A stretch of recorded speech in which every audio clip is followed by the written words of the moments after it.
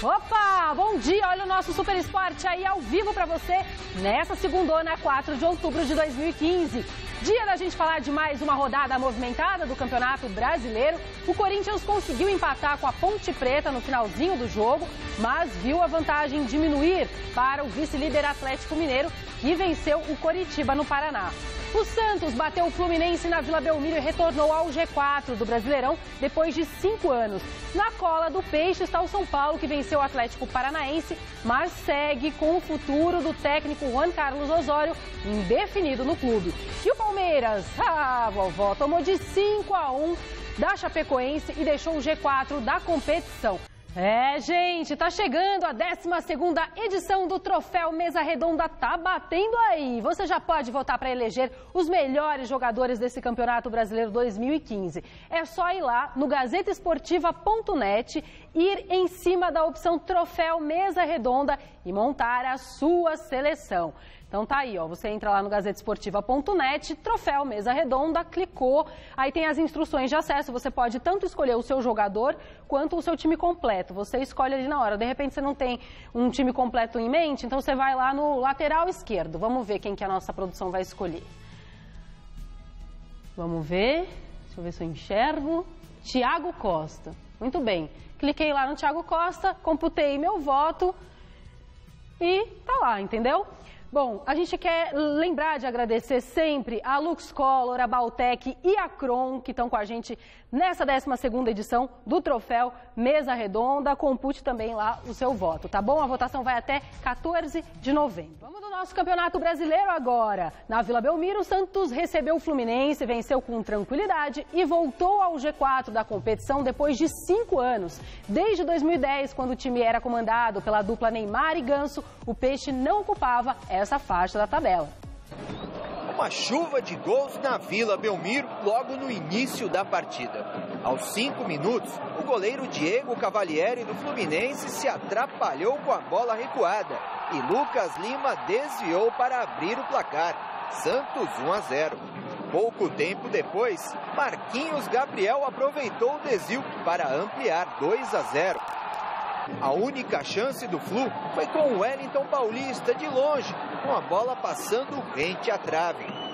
Neto Berola, de cabeça, ainda marcou o terceiro. Robert, num belo chute, diminuiu. Final, Santos 3, Fluminense 1.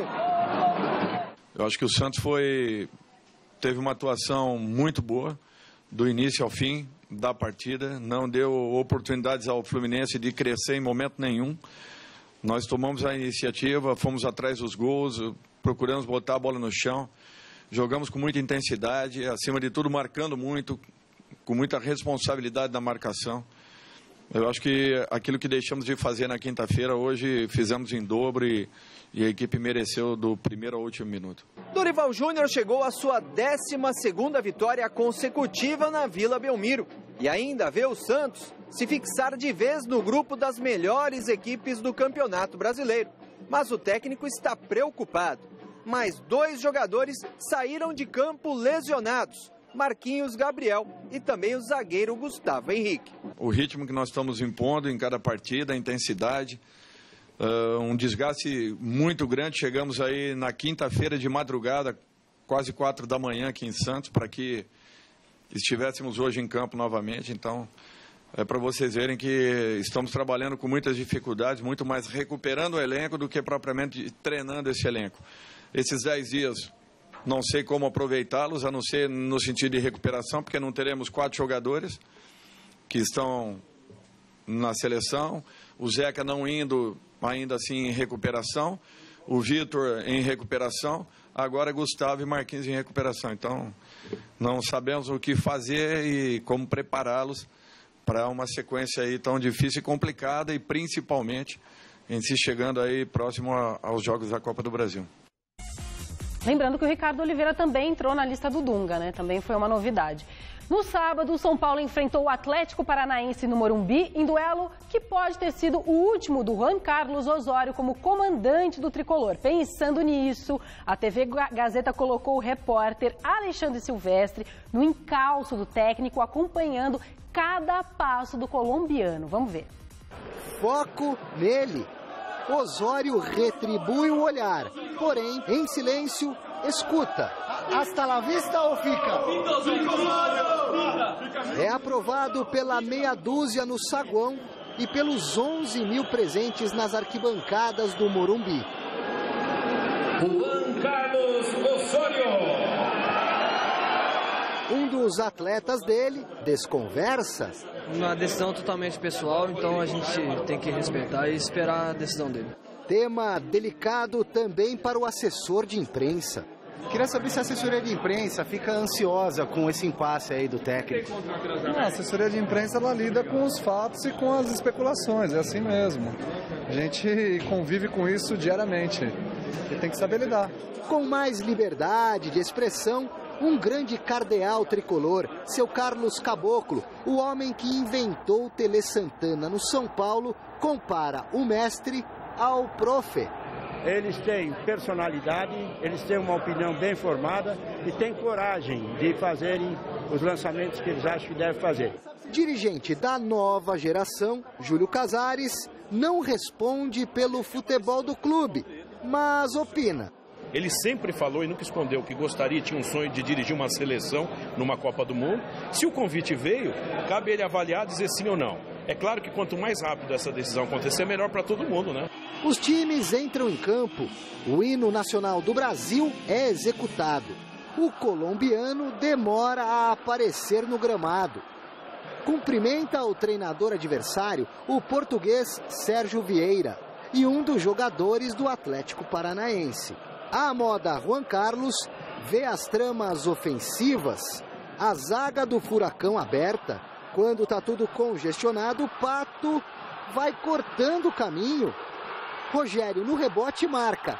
Impedimento na visão do bandeirinho. Rogério Ceni se adianta e quase leva por cima de cobertura. Por baixo, o Xará da linha leva perigo ao Everton. Pelo alto, idem com Centurion. Pato, Thiago Mendes.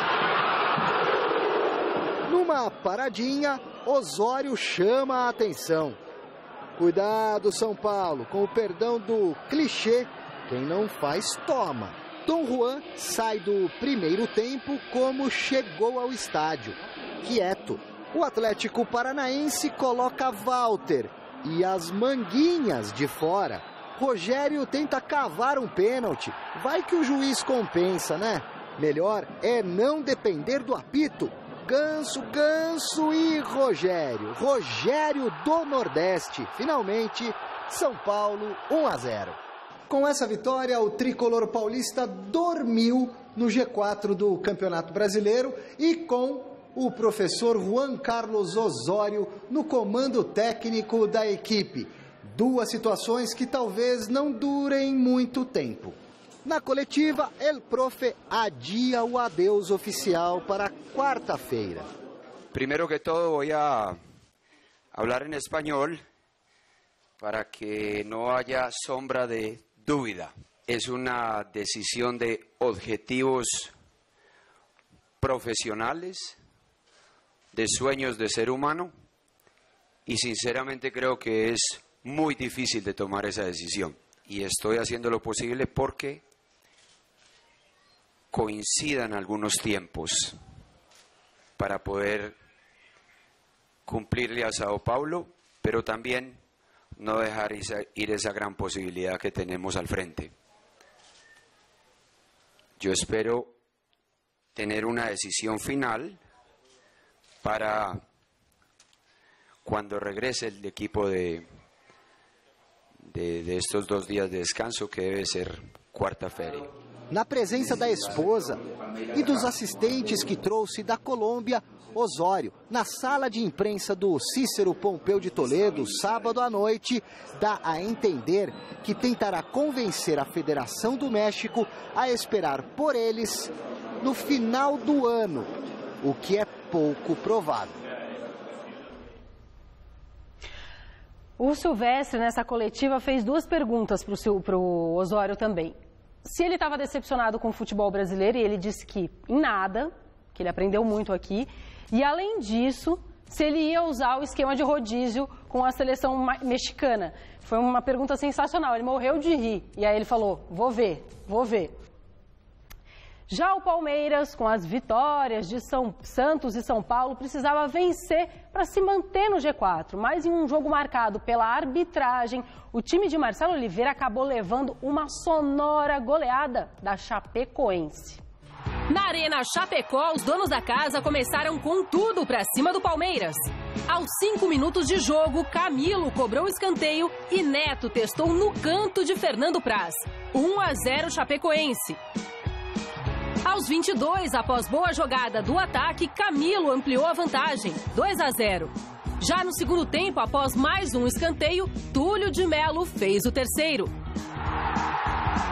O Palmeiras descontou com o Dudu, mas logo depois, Apodi anotou o quarto dos catarinenses.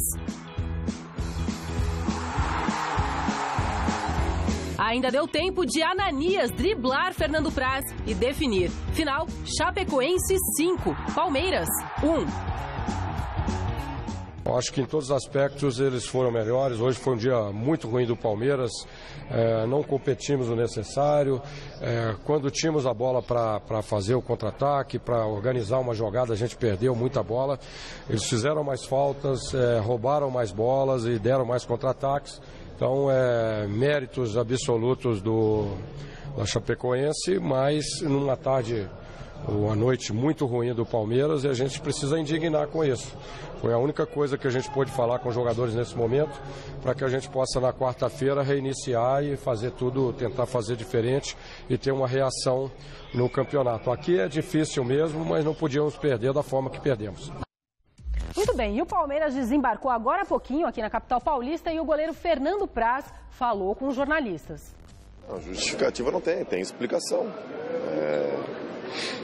A gente teve muito menos intensidade que a Chapecoense. A Chapecoense foi muito mais intensa no jogo, colocou um ritmo muito mais forte e a gente não acompanhou esse ritmo. E principalmente na questão da marcação. A gente não conseguiu ter uma intensidade de marcação forte e acabou acontecendo esse resultado elástico e as oportunidades de gols que a Chapecoense criou. E acho que principalmente o quarto e o quinto gol retratam bem isso. A gente chegou a certo ponto do jogo e que a Chapecoense era tão superior que a gente até parece que se abateu e desistimos da jogada antes dela terminar. Uma coisa importante que o Praz falou também é que parece que teve uma interferência externa, assim, porque foi meio que unânime entre o árbitro e os assistentes de que a bola havia tocado no jogador, né? Tinha sido uma falta de fato, né? E aí depois eles voltaram atrás e falaram que foi na bola, né? Então ele disse que tem a impressão de que de repente alguém falou alguma coisa de fora.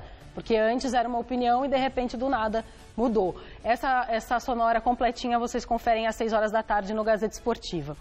Em Campinas, o líder Corinthians saiu na frente da Ponte Preta, tomou a virada no segundo tempo, mas no fim do jogo, com o gol do Rodriguinho, conseguiu empatar no Moisés Lucarelli. Confira aí. No Moisés Lucarelli, o Corinthians saiu na frente da Ponte com esse golaço de Jadson. No segundo tempo, após perder algumas chances de matar a partida, o Timão deixou a Ponte virar em apenas 3 minutos. Primeiro, a Macaca empatou com Elton, aproveitando a ajeitada de Diego Oliveira. E depois, após Cássio dar rebote, Felipe Azevedo ficou com um caminho livre para marcar o segundo da Ponte. Só perto do fim do jogo que o Corinthians conseguiu achar o empate. Rodriguinho surpreendeu todo mundo e marcou um belo gol decretando o empate em Campinas. Final, Ponte 2, Corinthians também 2. Aqui no Moisés Lucarelli, o Corinthians escapou da derrota para a Ponte Preta com um gol marcado por Rodriguinho no finalzinho do jogo. Com o resultado, a diferença de pontos em relação ao vice-líder Atlético Mineiro caiu de 7 para 5. Apesar disso, Tite preferiu comemorar o resultado, o empate de 2-2 contra a Ponte Preta aqui em Campinas. Eu prefiro olhar o contexto todo. Sabe por quê? Porque é um campeonato muito equilibrado. E estar com 5 pontos na frente do segundo colocado a equipe toda merece os meus elogios. Independentemente de poder estar fazendo o placar de 2-0 no início, depois virar 2-1, eu quero nesse conjunto da obra toda enaltecer essa capacidade que a equipe tem, não tendo dois laterais esquerdo improvisando, não tendo lateral articulação no meio, sequência de jogos, homens da frente. Eu não posso, de sã consciência não posso, né, deixar de mostrar ou de publicamente reiterar o quanto essa equipe ela está, por vezes até se superando. Vamos olhar o conjunto da obra toda? Pode ser? Pode. Fez um grande primeiro tempo e poderia ter feito o placar mais dilatado. Vamos continuar com o conjunto da obra?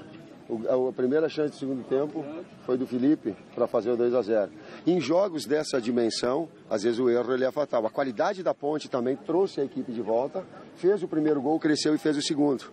E aí nós tivemos o poder de reação, a entrada do Rodrigo, a finalização de média distância que tem para o jogo. Quem vai chegar, quem tem uma equipe que consegue se mobilizar e consegue fazer, por exemplo, o que o Rodriguinho fez, o que o Luca fez, o que o Danilo fez.